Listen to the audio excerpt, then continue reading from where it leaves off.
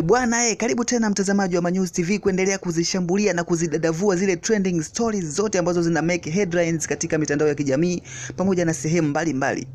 Bwana, kwa siku ya leo nataka nikujuze tu kuhusiana na mastaa wa Bongo, akiwemo star wa muziki wa Bongo Flava Singeli, D-Voice, na kwa upande wa muziki wa Bongo Flava na Bongo Movie Lulu Diva. Wamemeki headlines usiku wa kuamkia hii leo baada ya msanii huyo wa Bongo Movie na Bongo Flava Lulu Diva kuwa na tukio lake kubwa katika jiji la Dar es Salaam, maeneo ya Sinza, katika uzinduzi wa duka lake jipya la nguo. Aliweza kufanya tafrija hiyo akialika marafiki pamoja na watu wake wa karibu kusherehekea pamoja. Huku kitu ambacho kimefanya watu kuzungumzia zaidi ni pale ambapo alimwalika pia D-Voice kama mgeni wake rasmi, kama mpenzi wake pia, na kumuintroduce kwa mara ya kwanza katika macho ya umma kwamba kweli zile stories ambazo tulikuwa tukizisikia hapo nyuma za mahusiano kati ya D-Voice na Lulu Diva kumbe ilikuwa ni kweli.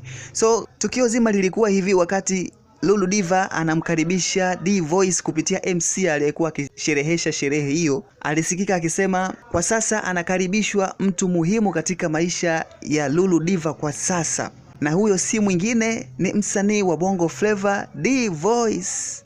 D-Voice aliweza kujisogeza eneo la stage na kumkumbatia na kukiss. Waliweza pia kula keki ya mdomo kwa mdomo kwa pamoja kati ya D-Voice na Lulu Diva. Pia alipata nafasi ya kumwimbia Lulu Diva kuonyesha ni jinsi gani anampenda na kuthibitisha kwa umma kwamba huyo ndio chaguo lake pekee kwa sasa. Waliweza kupata moment kubwa kwa pamoja, huku vyombo vya habari vikiwa vinachukua picha pamoja na video na kufanya habari hiyo kuenea katika vyombo vya habari. Hii leo kila sehemu ambako unapita unakuta story ya Lulu Diva pamoja na D-Voice.